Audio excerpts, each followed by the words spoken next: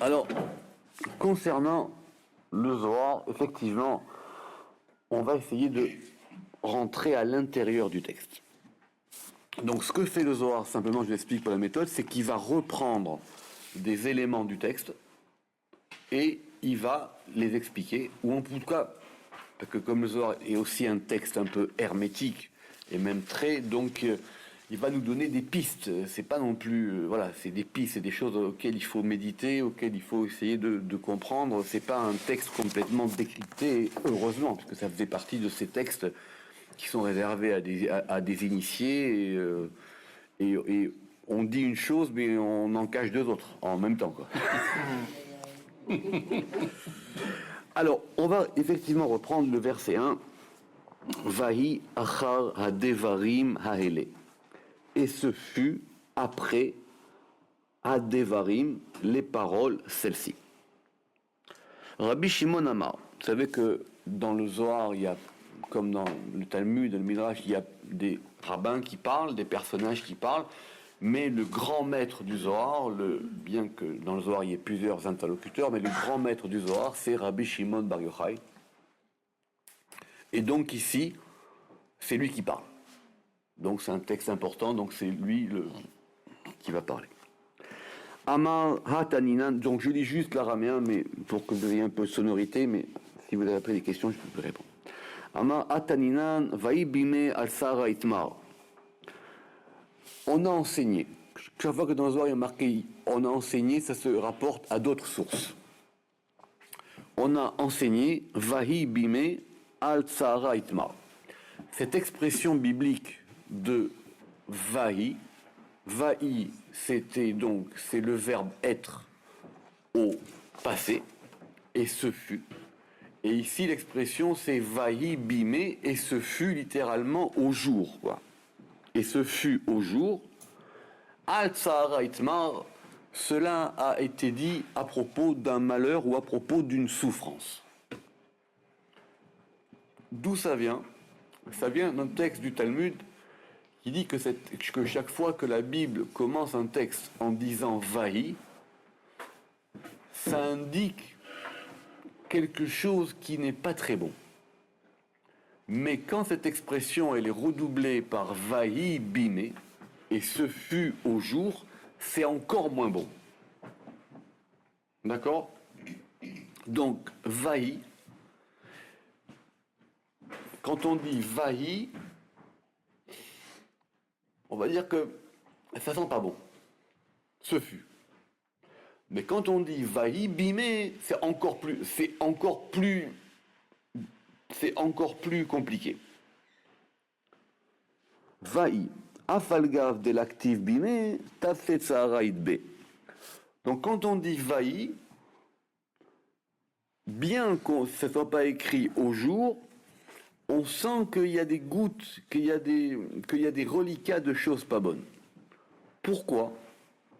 Alors, pourquoi? Parce que d'autant plus que ça pose beaucoup de questions, parce que ce Vahi, dans la Bible, on le retrouve plusieurs fois. D'accord? Par exemple, Vahi Erev, Vahi Boker, il fut soir et il fut matin. Yi Or, Vahi Or, qu'il y ait de la lumière et il y eut de la lumière. Donc je reprends. Chaque fois qu'il y a marqué Vahi, c'est pas très bon. Mais quand il y a marqué Vahi bime, quand il y a marqué et ce fut au jour, alors là c'est sûr que c'est pas bon. Pourquoi? Parce que Vahi, ce sont les mêmes lettres que le tétragramme mais inversées. Enfin, ce sont les lettres du tétragramme qui sont un peu différentes. Alors le tétragramme c'est Yud, Ke, Vav, Ke, mais là il y a marqué Vav, Yud, He, Yud. Et littéralement, si vous avez le temps de lire la note, ça peut se décomposer à Vahe, malheur pour le He Yud. Autrement dit, il y a quelque chose dans l'ordre divin qui s'est inversé. Alors, encore une fois, le Zohar il dit Vahi, bon ok, c'est pas très bien, mais Vahi bime, quand ça remonte à la notion et ce fut dans les jours, là c'est sûr que c'est pas bien. Pourquoi? Parce que le verbe être, il passe dans le passé. Alors évidemment, ça ne manque pas en hébreu des manières de dire le passé, mais vaï, il y a quelque chose qui a été inversé. Par exemple, quand on dit yi or vaï or, qu'il y ait de la lumière et il y eut de la lumière, on entend de là que la deuxième lumière, elle est moins forte que la première. Quand dans la Bible, il y a marqué qu'il y ait lumière et il y eut lumière, le Zohar dit qu'il n'y a pas marqué qu'il y ait de la lumière et il en fut ainsi, comme ça sera marqué dans les versets d'après. La deuxième lumière, elle a une moins grande intensité que la première. Quand on dit vaï erev vaï boker, et il fut soir et il fut matin, il y a de l'obscurité dans le monde. C'est pas normal qu'un jour ça commence par la nuit. Ah ben on est bien d'accord, on aura. Oui. C'est bizarre de commencer le soir. Exactement. Mais c'est pas normal que ça commence par la nuit. Mais bon, c'est une discussion d'interprétation qui renvoie ici au Talmud. Mais autrement dit, déjà pour avoir l'ambiance de ce grand épisode, la Bible dans le Vaï Bimé et ce fut dans ces jours, ça indique que cet épisode, il a un caractère dramatique. Déjà. Parce que pour que cet épisode ait lieu, pour que Dieu demande à Abraham de sacrifier son fils, ou qu'Abraham le comprenne de telle manière, il y a forcément quelque chose qui est bizarre. Il y a quelque chose qui ne va pas, quoi. C'est quoi? Qu'est-ce qui se passe? Qu'est-ce qui se passe? Pourquoi est-ce que tout d'un coup, Dieu va demander à un homme de sacrifier son fils? Alors, donc, je reprends. Ici, il n'y a pas marqué Vaï Bimé. Ici, il y a simplement marqué Vaï. Mais il y a marqué Vaï Achar et ce fut après. Mais après quoi? Alors, c'est vrai que le texte dit Vaï Achar adevarim aele et ce fut après ces paroles. Question de simple, c'est quoi? Après quoi? Vaï Achar adevarim aele, ce fut après quoi? Dans le texte biblique, si vous l'avez, c'est juste après, comme je l'avais dit, c'est juste après l'épisode de la naissance d'Isaac, et Abraham a fait un festin pour le sevrage d'Isaac.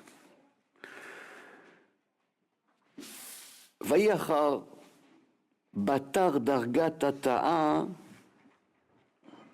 des kol dargin elaim. Après le degré inférieur de tous les degrés supérieurs. Ce achar, ce après, d'après le Zohar, ça veut dire que c'est quelque chose qui va chercher très loin. Ça va chercher dans un degré le plus bas de tous les degrés.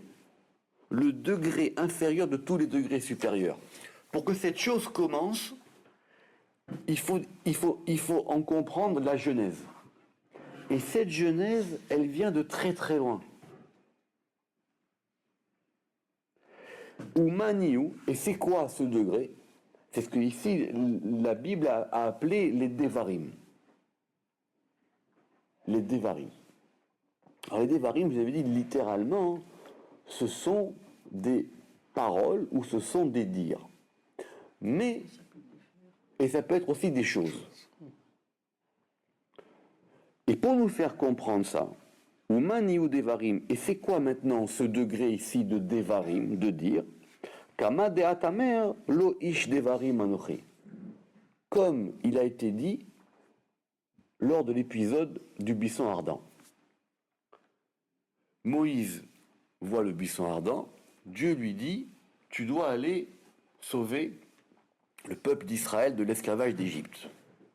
Et Moïse répond, Lo ish devarim anochi, je ne suis pas un homme de devarim, je ne suis pas un homme de parole.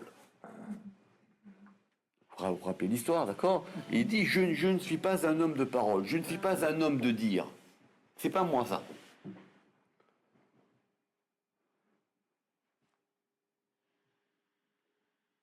Qu'est-ce que veut dire Moïse après le Zohar? Il veut dire, je ne suis pas dans ces degrés-là. Je ne suis pas lié à ces choses-là. Pour les délivrer, il faut avoir accès au Devar. Il faut avoir accès au Dvar. Or, c'est quoi le Dvar? Or, moi, c'est pas mon truc. Moi, je suis pas là-dedans. C'est un degré auquel je n'ai pas accès. Est-ce que ce degré, il est plus haut que moi ou plus bas que moi? C'est une autre question. Mais en tout cas, Moïse, il se positionne en disant, moi, je ne suis pas par rapport à ce degré-là. Or, ici, pour que cette histoire de la Kedat Yitzhak, elle commence, c'est après ça.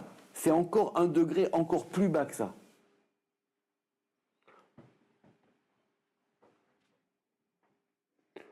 Ou Manava Batar Dargada.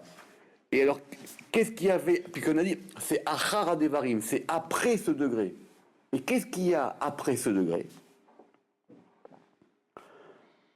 Vea Elohim Nisa et Abraham. C'est un degré qui va s'appeler l'épreuve d'Elohim. Et ce degré de l'épreuve d'Elohim, c'est un degré très compliqué. Et c'est un degré particulier. Autrement dit, je vais vite, mais vous m'arrêtez, ça veut dire que c'est un degré auquel Moïse n'a pas eu accès. Abraham, il est plus grand que Moïse. Parce que déjà, Moïse, il dit, moi, je ne suis pas un homme de Devarim. Et ici, on dit, mais ça, c'est encore après le Devarim. C'est un degré encore plus bas, ou différent, qui est après. C'est le degré de l'épreuve. Et ce degré de l'épreuve, il est différent. Donc déjà, dès les premiers mots du texte, il y a quelque chose de très important qui va se situer dans cet épisode. Vous voyez bien comment le Zohar, tout de suite, il donne un écho, une ampleur à ce qui se passe. Et quelle est la raison? Parce que maintenant, il y a le mal qui intervient.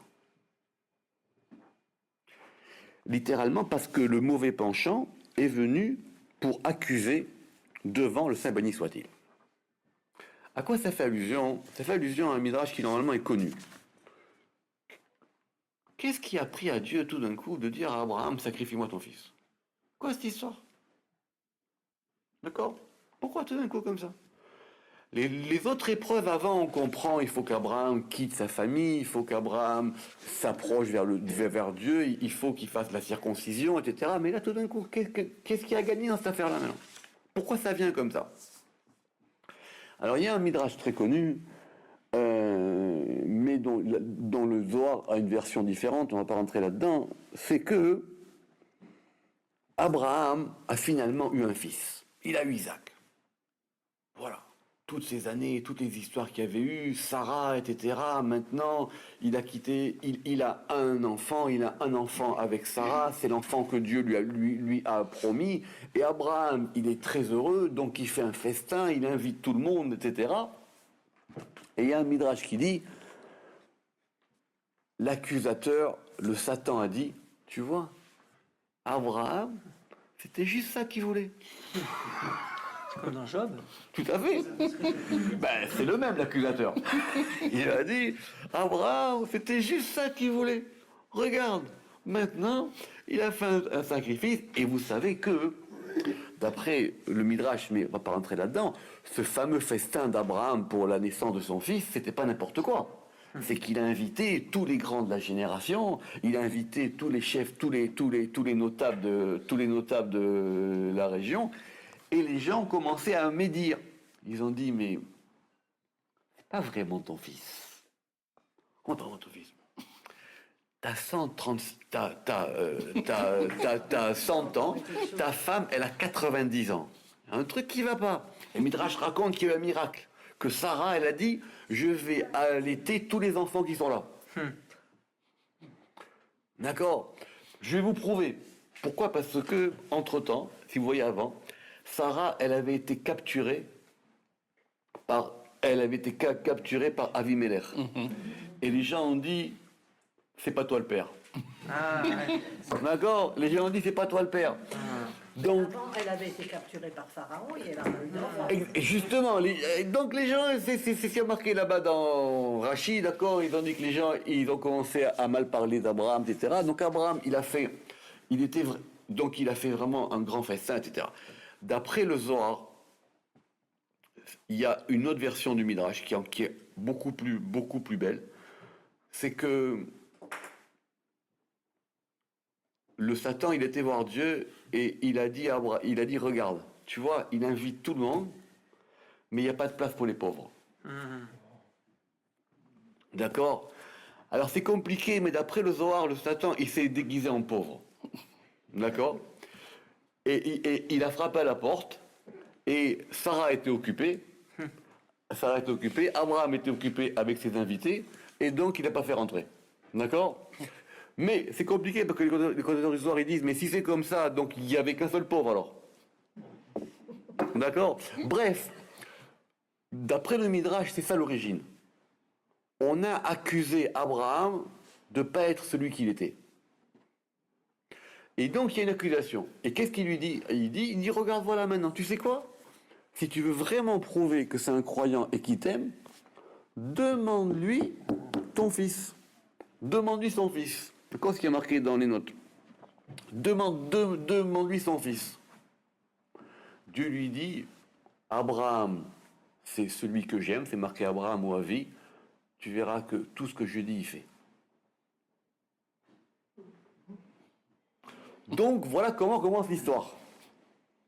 Donc ça commence par un problème entre le bien et le mal, et ça commence par un problème entre Dieu et l'accusation.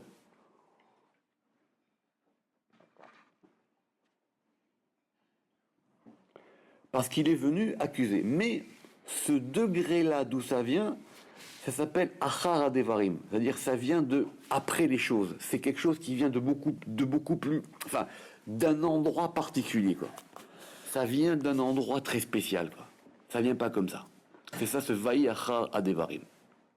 Alors, qu'est-ce qui se passe? On reprend le texte. Achar Itlistakla. Maintenant, il faut scruter qu'est-ce qu'il y a marqué après. Qu'est-ce qu'il y a marqué? Vea Elohim Nissa et Abraham. Et Elohim a éprouvé Abraham. Zohar dit, mais c'est pas l'épreuve d'Abraham. Et Yitzhak, c'est l'épreuve d'Yitzhak. Il va être tué. Pourquoi c'est l'épreuve d'Abraham? Celui qui est vraiment la victime dans cette affaire-là, c'est Yitzhak. C'est Yitzhak la victime. C'est lui qui va se faire. C'est lui. D'accord? Donc, on aurait dû dire qu'on éprouve Yitzhak. Ou en tout cas, au moins les deux. C'est une épreuve pour les deux. Pourquoi? Donc, des Yitzhak, Barklatin, Vesheva Shaninava. Et Yitzhak, il avait quand même 37 ans. Donc, c'est quand même pas n'importe quoi que d'accepter à 37 ans que son père vous dit tais-toi et je suis monté sur un bûcher, etc. On voit même des adolescents de 10 ans ne pas être d'accord. D'accord? Donc, pour comme ça. Ve'avouy, la bar oncha dile ava. Et en plus, alors ça c'est un peu compliqué, mais son père, parce que son père n'est pas responsable de lui. Ça veut dire que si le fils refuse, l'affaire, elle aurait été réglée.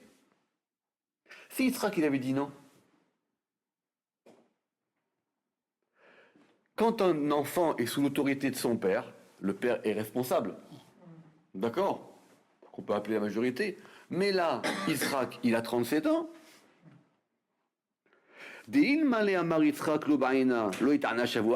Parce que si Yitzhak, il avait dit moi je veux pas, et bien Abraham, ça c'était terminé pour lui. Moi je veux bien, mais lui il veut pas. Non mais Comme en même temps il savait pas à quoi il était exposé. Il pouvait pas vouloir ou ne pas vouloir. On lui a pas demandé. ça va être ça l'une des questions. Mais déjà pour commencer, il y a bien donc deux personnages. Il y a bien donc deux âmes différentes. C'est différent, et c'est les deux. Donc Dieu éprouve à Abraham l'épreuve, ok. Et ben tu sais quoi? Oui, je veux. Mais maintenant je peux pas le contraindre. Et si je le contrains, c'est une épreuve pour lui. Mais en tout cas, concrètement, on verra comment après ça va être repris. On va dire, Yitzhak, il a 37 ans. Et si Yitzhak avait dit, moi je veux pas, Abraham, il aurait été exempt de c'était terminé pour lui. déterminé pour lui. Un homme, on ne peut pas demander à un homme plus. Enfin, on peut lui demander ses biens, on peut lui demander ce qu'il veut, mais je ne peux pas aller plus que de ce que je peux faire, quoi. C'est un principe simple. Maïtama ve'Elohim nisa et Avraham ve'loktiv nisa et Yitzhak. Pourquoi est-ce qu'on a dit que c'est une épreuve pour Abraham et pas une épreuve pour Yitzhak? Donc il faut entendre la question. Pourquoi est-ce que c'est l'épreuve d'Abraham? Pourquoi est-ce que c'est pas l'épreuve d'Yitzhak? Parce qu'on se passe du point de vue d'Abraham et que Isaac est un pion. Alors pourquoi est-ce qu'on se place du point de vue d'Abraham? Pourquoi est-ce qu'on ne se place pas du point de vue d'Yitzhak? Et d'autant plus que vous savez que Yitzhak, ça sera le deuxième patriarche non plus. Et c'est pas n'importe qui. Yitzhak aussi.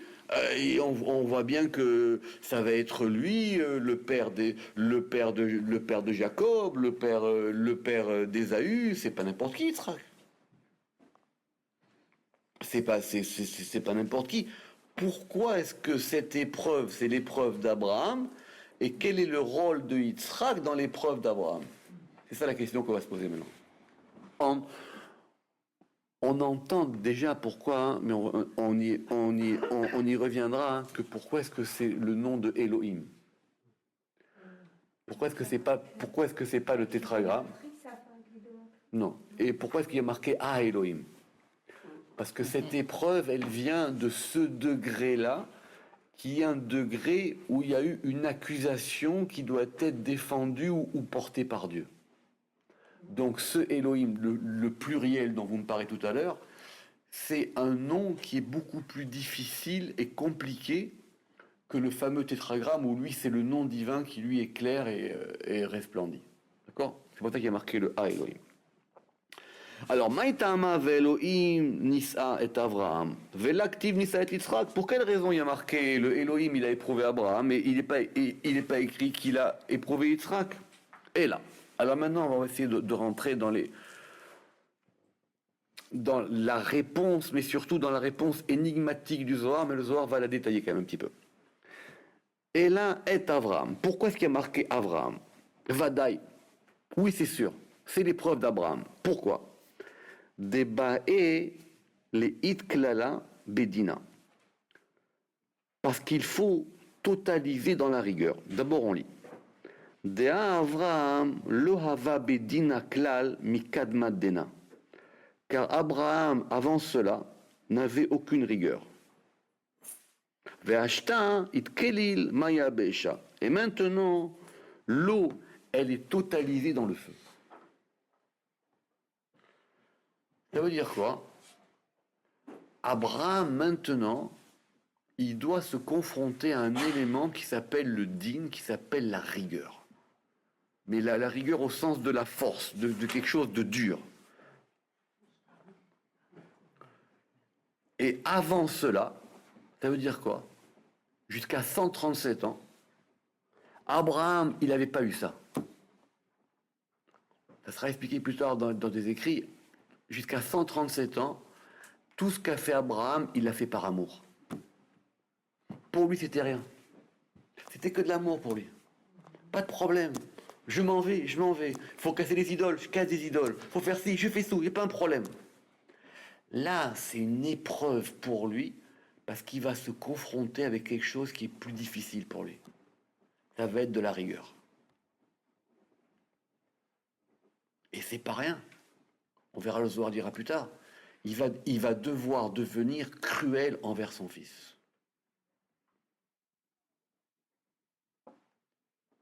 Il faut qu'il devienne cruel avec son fils. Juste pour dire que quand à la fin on dira, hein, parce que maintenant je sais que tu me crains, jusqu'à présent je savais que tu m'aimais. Jusqu'à 137 ans tu m'as prouvé ton amour. Maintenant je veux que tu me prouves que tu me crains. Et c'est mieux de craindre que d'aimer? C'est 2 degrés différents. C'est 2 degrés complètement différents. Il n'y a pas de jugement ici. Mais c'est 2 degrés complètement différents. Exactement. Et donc, le degré d'amour, qui est le degré de l'eau, il faut le totaliser dans le degré du feu, dans le degré qui brûle, dans le degré de la rigueur. si vous voulez, pour ceux qui connaissent un peu de Kabbale, l'eau, c'est le chesed, c'est la générosité, et le feu, c'est la force, c'est la gvora. Il faut maintenant faire rentrer l'eau dans le feu. Enfin, faire rentrer le feu dans l'eau, exactement. Il faut faire entrer le feu dans l'eau. Donc oui, on va parler d'Yitzhak, évidemment. Mais pour le moment, l'épreuve la plus dure, c'est pour Abraham. Abraham, maintenant, il va devoir, à 137 ans, se confronter à quelque chose qui est plus dur pour lui, qu'il va devoir maintenant essayer de comprendre ou d'avoir accédé à un degré qu'il n'avait pas auparavant. Mais vous allez me dire, mais Abraham non plus, c'est pas un petit enfant. À 137 ans, dans la vie quand même, il en a déjà eu des épreuves de rigueur. Pour ceux qui se rappellent, il a quand même été faire la guerre au roi de Sodome et Gomorrhe. Hein? Il a perdu un Kedor frère. Laomer. Exactement, etc. Pour lui, c'était rien. C'était rien. Enfin, en tout cas, par rapport à ça, hein, par rapport à ce degré-là de rigueur, c'était pas ça. Pour lui, là-bas, effectivement, il fallait aller sauver, il fallait aller sauver, vous vous rappelez, parce qu'il a été sauvé l'autre, il fallait, etc., etc. Tout ça, il a fait. Et la stérilité de Sarah, ça a été quand même... Oui, mais c'est vrai, donc toutes ces épreuves-là, elles ne sont pas encore à ce degré-là maintenant auquel Dieu lui demande d'accéder. Exactement. Alors, on va y arriver doucement. Ça veut dire quoi? Il faut qu'il devienne cruel avec son fils. Eh ben, parce que dans la tête d'Abraham, il va devoir lui mettre un couteau sous la gorge. Ça s'appelle être cruel avec son fils. Le Zohar va dire. Normalement, un père, il aime son fils, non? Un père, il va pas lui faire du mal. C'est comme si Dieu aussi s'efface. Pour le moment, ça s'appelle Va Elohim Nisset Abraham. Alors, on reprend doucement. Alors, attendez, j'espère que... Oui, que c'est dans le bon ordre. Ok. Ve'Avraham lo hava shelim adashta. Et Abraham n'était pas complet jusqu'à maintenant. Autrement dit, il lui manque un degré. Il y a quelque chose qui fait qu'il n'est pas complet. Donc, il ne s'agit rien de moins que par cette épreuve, il accède à la perfection. Or, c'est quoi la perfection? C'est la perfection par rapport à ce que lui, il est.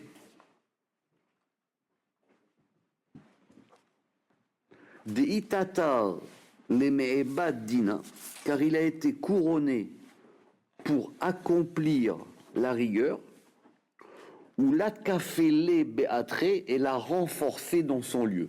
C'est très compliqué, mais je vais vous expliquer. Non seulement l'épreuve d'Abraham, c'est qu'il doit maintenant accéder à ce degré de la rigueur, mais il doit la renforcer dans ce que lui, il est. On ne veut pas qu'il devienne un autre. On veut que dans lui-même, il fasse rentrer cette chose-là. C'est ça le béatré. Et la renforcer dans son lieu. Il faut qu'il fasse rentrer dans ce qu'il est lui, une dimension supplémentaire, mais chez lui, pas ailleurs.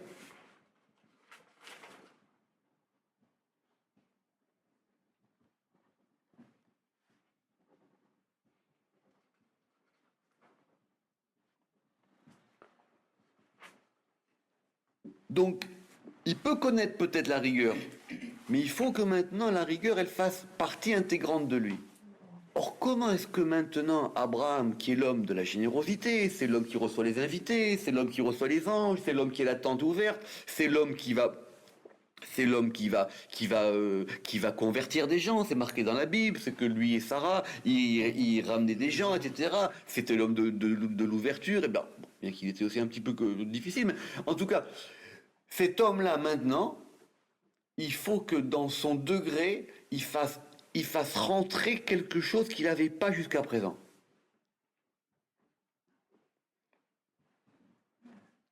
Vekol yomoy lo avashilim adashta. Et donc, oui, Vekol yomoy. Et tous ces jours, donc tous les jours de sa vie.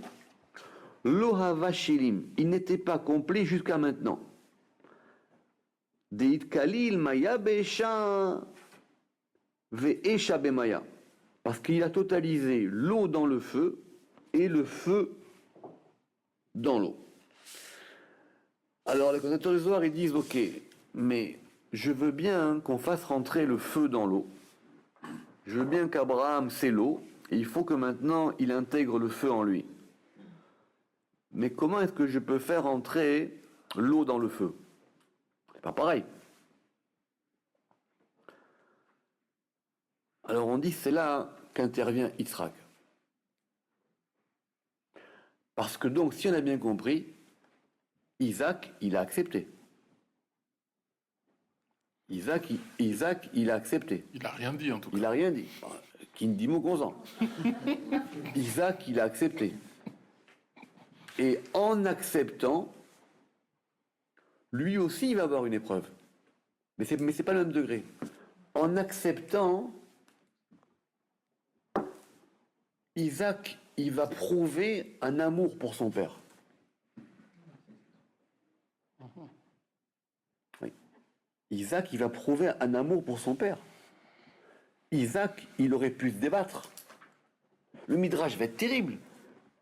Le Midrash dit que quand Isaac a compris que c'était lui, et qu'Abraham l'a ligoté, Isaac, il lui a dit « serre plus fort ». Isaac, il lui a dit « serre plus fort ». Parce que je veux pas partir je veux pas bouger pendant que tu me sacrifieras. Parce que si la bête bouge pendant le sacrifice peut être invalide. Le Midrash il ira très loin. Le Midrash dit, Isaac il a dit. Donc, pour Isaac aussi c'est quelque chose. Mais c'est pas du même degré. Ça veut dire qu'Isaac a un degré de compréhension supérieur au père? Non, c'est que pour Isaac, lui, normalement, il va être attribué à la notion de rigueur, de Gevura, de din. C'est pour ça que lui, il accepte ça. Mais dans cette acceptation-là, il prouve l'amour pour son père. Donc c'est pour lui qu'on va dire qu'il a fait rentrer de l'eau dans le feu. Excusez-moi, parce que quand on prend les patriarches... Ou Berinkar. Et donc à cause de ça, Vea Elohim nissa et Abraham, velo et Yitzhak. Et à cause de ça, c'est pour ça qu'on a dit que Elohim, il a éprouvé Abraham et qu'il n'a pas éprouvé Isaac. Pourquoi? De Azmin Avraham le Itkalela Bedina. Parce qu'Abraham, il sera totalisé dans la rigueur. Donc maintenant, il va totaliser, il va prendre en lui ce degré de la rigueur. Vekrad Avida. Et quand il fit cela, Aal Esha Bemaya, il a fait rentrer l'eau, le feu dans l'eau. Veishtélim, et maintenant, il devient complet. Il va faire rentrer en lui le degré de la rigueur. Dan Itedan, celui-ci, Yitzhak, il va accepter le jugement. Il accepte, il n'y a pas de problème. Je dois être sacrifié, je suis sacrifié. Veda et Abraham, à Vidina, il accomplit la rigueur pour totaliser ceci dans cela. Ce qui veut dire que maintenant, Abraham et Yitzhak, ils vont être l'un dans l'autre. Comment? C'est pour ça qu'Isaac m'apparaît. Oui, parce qu'il va... Fusion. Oui, enfin, fusion. Il va être ligoté par Abraham. Il est entouré par le degré d'Abraham. Mais il faut que Yitzhak, il rentre dans le degré d'Abraham. Donc ce degré de la rigueur, il doit rentrer dans le degré d'Abraham. C'est compliqué parce que ça veut dire que quelque part, il va maintenant vraiment devenir son fils. C'est pas quelqu'un d'étranger à lui maintenant. C'est quelqu'un dont il va devoir accepter qu'il est différent de lui, mais qu'il faut que lui-même soit au-dessus de ça. Il y a un processus d'engendrement qui va d'Isaac à Abraham, on a l'impression. Parce que c'est par Isaac qu'il trouve ce qui lui manquait. Pour Isaac, encore une fois, pour Isaac, c'est... Isaac, lui, il a accepté. Isaac, il est dans l'acceptation. Il dit rien, il se rebelle pas, il se laisse faire, il accepte, bien qu'on verra, c'est pas si évident que ça. Abraham, c'est beaucoup plus compliqué pour lui. Il doit maintenant accepter quelque chose qui est très difficile. Et pour faire ça, il faut que maintenant il comprenne qu'il y a un autre degré du service divin qui peut se faire par des choses qui sont plus dures que lui.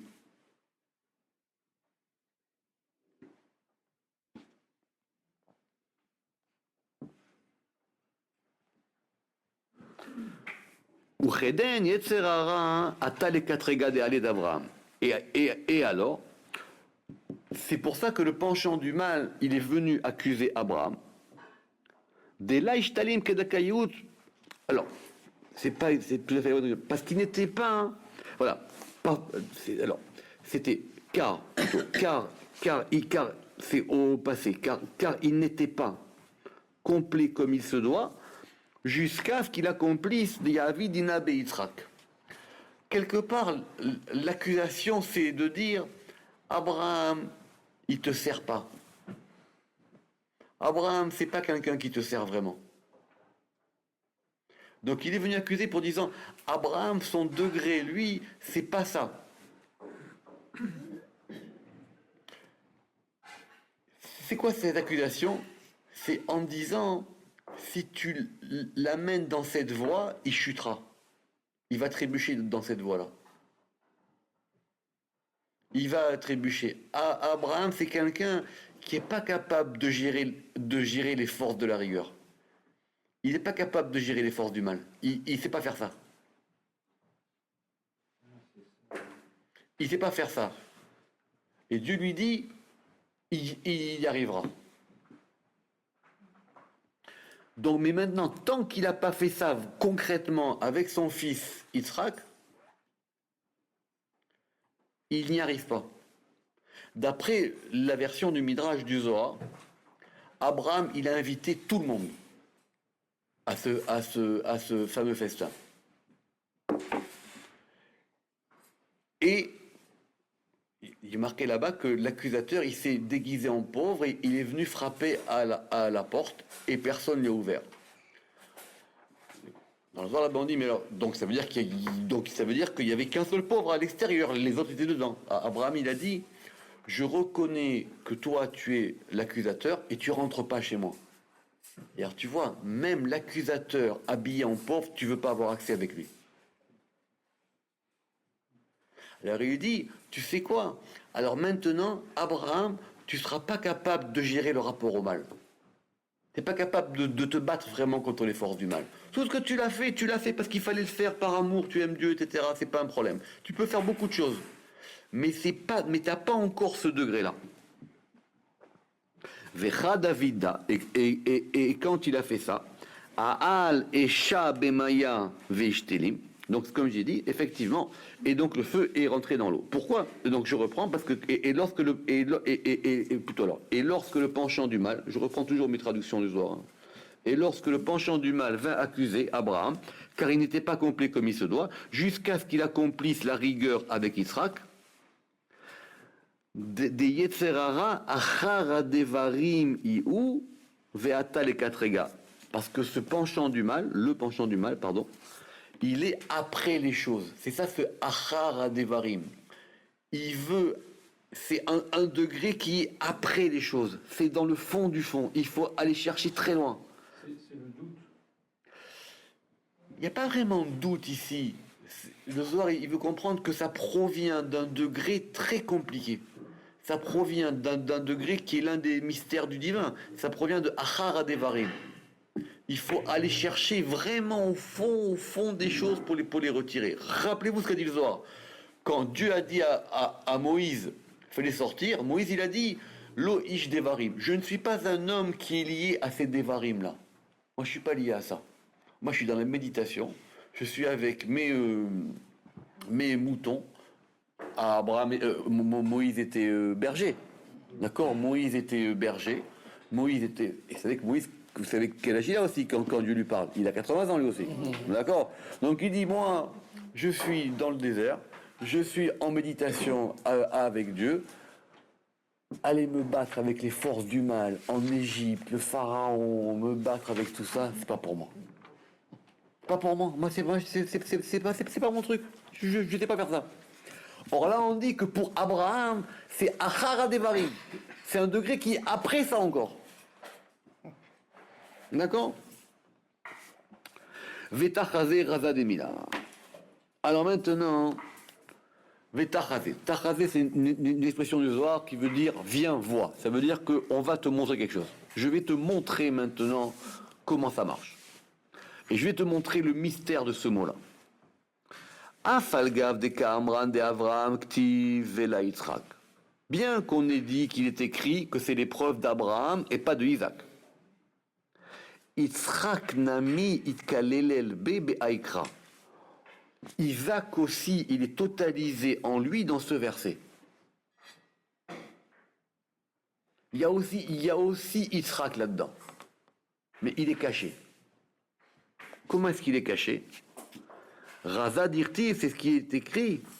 Vea Elohim nissa et Abraham, et Elohim a éprouvé Abraham. Nissa et Abraham l'active. Il n'est pas écrit éprouva Abraham. On en revient à notre et. Mais il est écrit Nissa et Abraham. Il a éprouvé et Abraham. Avec Abraham. Donc dans l'épreuve d'Abraham, il y a aussi l'épreuve d'Israël. C'est ça le et Abraham. Et daika, et précisément. Dea bea isha ata bigvura tata sharia, parce que en cette heure, il demeure dans la gvura inférieure, dans la force inférieure. Donc c'est l'épreuve d'Abraham, mais dans cette épreuve d'Abraham, il y a aussi une épreuve d'Yitzhak. Donc les deux, ils ne seront pas les mêmes avant et après cet épisode. Ça va les changer à tous les deux. Mais maintenant, c'est important d'après le Zohar, quand on change, c'est par rapport à là où on est. Abraham, avant cette épreuve, il était dans l'amour et la générosité. Maintenant, après l'épreuve, il va accéder à un degré d'amour dans lequel il aura intégré la rigueur. Isaac, avant cette épreuve, il était dans la rigueur et il va accéder à un autre degré de rigueur. Donc pour un, c'est un changement et pour l'autre, c'est une transformation, si on peut comprendre comme ça. Les deux, ça va les changer, mais c'est par rapport à ce qu'ils sont.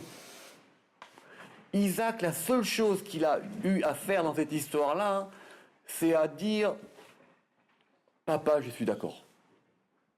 C'est pour ça qu'à chaque fois dans le texte, il y avait marqué « Vaïlechu shenem yardav ». Ils ont été tous les deux ensemble. À chaque fois, ils vont ensemble. Il accepte. J'accepte. Donc, ce que veut dire Zohar ici, c'est qu'avant Yitzhak, il était dans un degré de la Gévoura, de la force inférieure. Maintenant, il va progresser, lui, dans son degré. Il va progresser dans sa Gévoura à lui. Il comprendra que, à 37 ans, il peut comprendre que être dur, c'est une chose, mais je peux être encore plus dur dans mon service divin. C'est pas vers l'amour, c'est vers plus de rigueur. Oui, alors, il y a des commentateurs du Zohar qui diront qu'il a quand même mis de l'amour dans le fait qu'il a accepté ce que son père lui a dit. Parce que s'il s'était rebellé, c'était pas un problème. Lui, en fin de compte, il reste dans sa ligne, quoi, si voilà. Il reste dans ce qu'il est. Il reste dans ce qu'il est, mais il approfondit ce qu'il est. Donc, il va devenir encore plus dur, si vous voulez. Dans le service divin. Abraham, lui, il va comprendre qu'il y a un nouveau degré du service divin qu'il ne connaissait pas.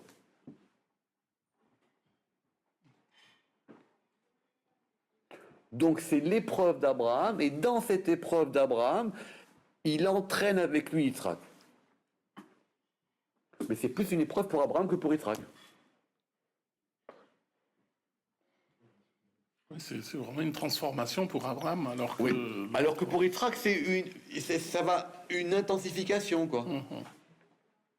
Bien qu'on dit qu'effectivement, il a fait rentrer de l'eau dans le feu. Donc c'est pas évident à comprendre ça.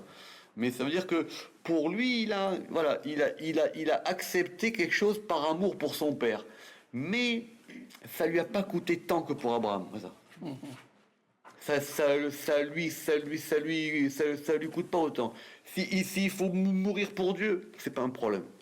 C'est-à-dire qu'il était plus avancé que son père, alors C'est 2 degrés différents. dans la rigueur, dans la dureté. Oui, vous dites que, tout à fait. Dans la dureté était... C'est 2 degrés différents. Yitzhak, lui, il était complètement dans le service divin de la dureté. Abraham, il commence à y accéder. Et Isaac aura aussi à introduire de l'amour par la suite dans une autre épreuve ou... Et alors, ça, hein, qui va. Alors, donc maintenant, on revient par rapport à Isaac. Donc, Isaac, lui, on va maintenant comprendre son parcours. Lui, il est à un degré de rigueur que le Zohar, il a appelé ici Bigvura Tata Sharia. Il demeure dans la force, dans la Givura inférieure. Donc, avant l'épreuve, il est à un degré, mais qui est dans le degré de l'axe de la rigueur. Qui van deitakad. Maintenant, quand il a été ligoté, donc qu'est-ce qui va se passer pour lui? Veizdaman bedina alieida de Avraham kedaka Yehut, et il s'est présenté dans la rigueur comme il convient par Abraham. Donc, son père le prend, son père va le ligaturer, et il va être présenté dans ce degré de rigueur. Kedin it atar beatre beade d'Abraham. Alors il est couronné dans son lieu, c'est-à-dire dans son domaine à lui, qui est le domaine de la rigueur, avec Abraham, parce que c'est par son père qu'il accède à ça. Veid kalelu esha bemaya, et ont été totalisés le feu dans l'eau. Donc c'est par son père qu'il accède à plus de rigueur. Donc maintenant, c'est le feu dans l'eau et l'eau dans le feu. Vesilikou là, et tous les deux, ça a été pour eux une élévation. Et ils se sont élevés vers l'en haut. Tous les deux, ça a été pour eux une élévation. Ils sont maintenant l'un dans l'autre, et tous les deux, ils s'élèvent en même temps dans cette épreuve. Maintenant, lui, par rapport à son axe,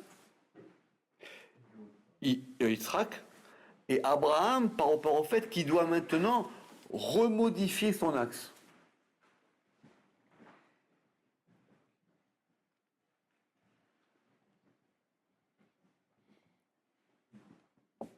Donc c'est 2 manières de s'élever.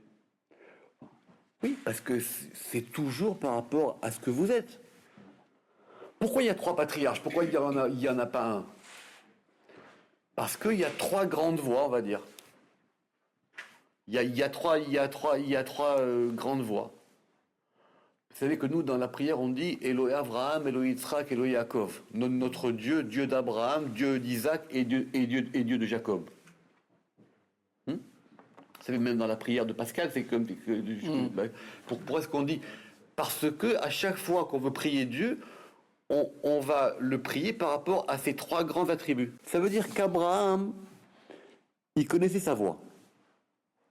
Il savait quelle était sa voix.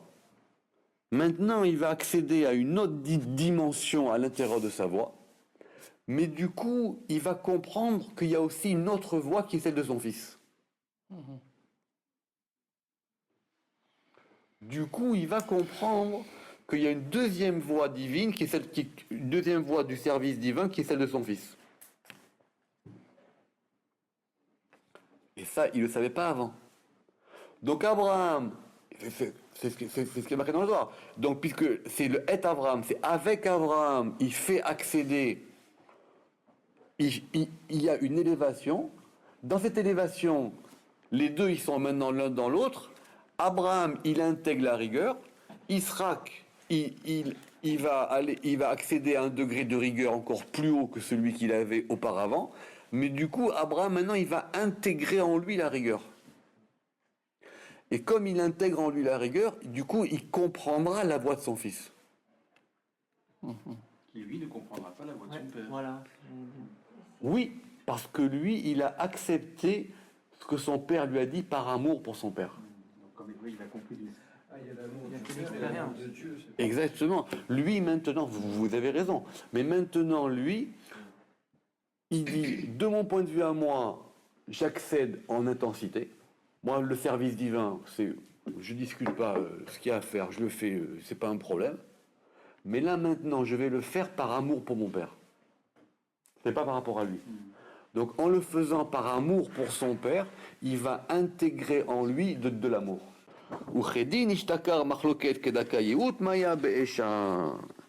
Et alors, c'est trouver la séparation comme il se doit, l'eau dans le feu. Donc maintenant, c'est intégré et en même temps ça se sépare. Parce que ce sont deux forces contradictoires, l'eau et le feu. Si on reprend ce que dit Zohar, l'eau et le feu sont deux éléments contraires. Le feu assèche l'eau et l'eau éteint le feu. Donc ce sont deux éléments contradictoires, et ces deux éléments contradictoires maintenant qui sont séparés, ils vont être séparés et intégrés. Écoutez ce que dit Zohar. Man avad abar hamana dit avid arzar. Qui a fait qu'un père miséricordieux devienne cruel? C'est notre question. Qu'est-ce qui fait qu'un père qui aime son fils, il veut le tuer maintenant? Qu'est-ce qui fait ça? Qu'est-ce qui fait ça? Et là, Begin ishtakaha machloket maya be'esha. C'est seulement pour trouver la séparation de l'eau dans le feu. C'est pour pouvoir justement séparer ces deux choses-là, où l'itara be'atrayou et la couronner dans leur lieu. Pour que maintenant Abraham il devienne plus chesed, plus générosité, et que Yitzhak, c'est ça couronner, hein, c'est qu'il se couronne, c'est qu'il prenne une couronne, et que Yitzhak, lui, il accède à plus de gvura. Or ça, cela ne peut se faire que s'il y a une véritable transformation dans Abraham. Et comment est-ce que ça va cette contradiction-là maintenant, comment est-ce qu'elle peut se concilier? Ad deata Yaakov. Il faut qu'il y ait un troisième degré, qui est le degré de Jacob. Mais ce degré de Jacob, il est inaccessible pour le moment, et à Abraham et à Isaac. Il ne s'agit pas tellement de dire qu'il y aura un troisième. C'est le troisième, quelle va être sa voix? Qu'est-ce qu'il va apporter? Or ça, pour le moment, les deux, pour eux, ils ne comprennent pas. Ils ne comprennent pas. Abraham, déjà, il avait du mal à comprendre qu'on puisse servir Dieu par la rigueur. Maintenant, il va y accéder. Yitzhak, il comprend que dans la rigueur, on peut mettre de l'amour. Mais maintenant, tout ça, ça amène à quoi? Ça amène à un degré qui s'appelle jusqu'à ce que vienne Yaakov, et que tout soit réparé comme il convient, et que les trois pères deviennent complets, et que soient réparés les supérieurs et les inférieurs. Donc il faut un troisième degré. Et que ce troisième degré, ça va faire maintenant les trois patriarches, pour qu'ils deviennent complets, et que du coup, vont être réparés, et le haut et le bas. Parce que par leur action d'en bas, ils vont maintenant changer des choses dans les mondes d'en haut. Mais pour le moment, c'est inaccessible. Pour le moment, pour eux, c'est inaccessible. Ils n'ont pas accès à ça. Ils ne peuvent pas y avoir accès. Mais il faudra forcément qu'il y ait un troisième degré. Sinon, c'est une impasse. Parce que même si Abraham, il comprend maintenant qu'il y a de la rigueur dans l'amour, il dit, mais forcément, il va devoir se dire, mais ça mène où?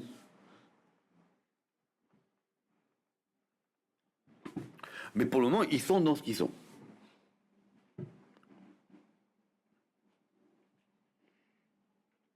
Alors, le Zohar nous a expliqué les éléments principaux. Maintenant, on va reprendre l'ordre des versets. Alors, il a dit, Vayomer karna et binecha, Dieu, il lui a dit, prends ton fils. Et il dit, prends donc ton fils. Vechi echar each yachil Abraham de Isava. Il dit, mais ça veut dire quoi que tu demandes à un vieillard de prendre ton fils? C'est vrai que même en français, ça veut dire quoi? Tu le prends. Comment tu le prends? Tu le mets sur toi, ça veut dire quoi? Tu le prends. Ça veut dire quoi prendre ton fils? C'est quoi prendre? Veitema begin de Yitzhak lo nafik mireshut klal. Alors il dit non, tu peux dire que prends-le, ça veut dire que Yitzhak il a quand même obéi à son père. Donc c'est son père qui l'a pris. Comme on dit, prendre par la main. D'accord, il a pris. Donc si tu me dis effectivement, il obéissait à son père, je peux comprendre que ça veut dire prends. Aval, mais c'est Kema de Atamer, c'est comme il est, mais c'est comme tu dirais, car et Aaron vet Elazar beno. Effectivement, cette expression de car, tu prends, elle arrive souvent dans la Bible. Et normalement, prendre, ça s'applique à un objet. Ça veut dire quoi? Prendre un être humain. C'est quoi prendre un être humain? Et ils auraient dit par exemple que on va dire à Moïse, prends Aaron et Elazar son fils. C'est quoi prendre? Et là, begin l'amshacholon bemilin. Prendre quelqu'un, c'est le prendre avec des paroles. Donc Abraham, il a parlé à son fils. Mais prendre, on comprend bien que c'est le fait d'amener quelqu'un vers quelque part. Ou la dabrolon liriuta de kucha berechu, pour pouvoir l'attirer vers le service divin. Donc, donc prends-le, ça veut dire amène-le au service divin, et cette chose-là, elle se fait par des paroles. Ufacha kar bemilin et binecha et yechidecha asher avta aukmoa. Et donc, tu dois, donc pour revenir au début, c'est pour ça qu'on a dit ton unique, ton fils, ton unique, celui que tu aimes, trouve les mots pour lui parler. Soit par rapport au fait que tu l'aimes, soit par rapport à ton fils, soit par ce que tu veux, mais trouve les mots pour lui parler. C'est ça, prends-le. Amener quelqu'un vers Dieu, ça commence par parle-lui. C'est ce que d'ailleurs va ramener Rashi souvent. Il dit que chaque fois qu'il y a marqué car dans la Torah, chaque fois que dans la Bible il y a marqué prends, c'est prendre par des paroles.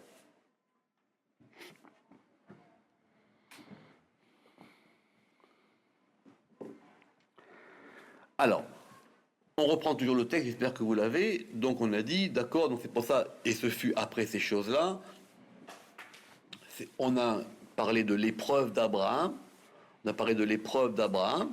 et maintenant, on a dit au début qu'il y avait écrit, et tu vas l'amener vers la terre de Moria. Et va vers toi vers la terre de Moria. D'accord? Alors, le Lech Lecha, il y en a effectivement, comme c'est la même expression qui arrive au début de la Genèse, il y a eu des comparaisons qui ont été faites, mais ici, d'après le Zohar, c'est clair. De la même manière que Lech Lecha, ça veut dire va vers toi, c'est-à-dire je vais t'amener à un lieu, je vais t'amener à une connaissance que tu n'avais pas avant, ici aussi c'est pareil. D'accord? Parce que dans l'Ech Lecha, là-bas, il fallait simplement qu'il accède à un degré supplémentaire. Il vivait à Our, en Chaldée, maintenant il doit accéder à un degré supplémentaire. Et là aussi, il doit accéder à un degré supplémentaire. Maintenant ici, la Torah nous donne un nom. Elle dit que tu vas l'amener vers les Har à Moria, vers la terre de Moria.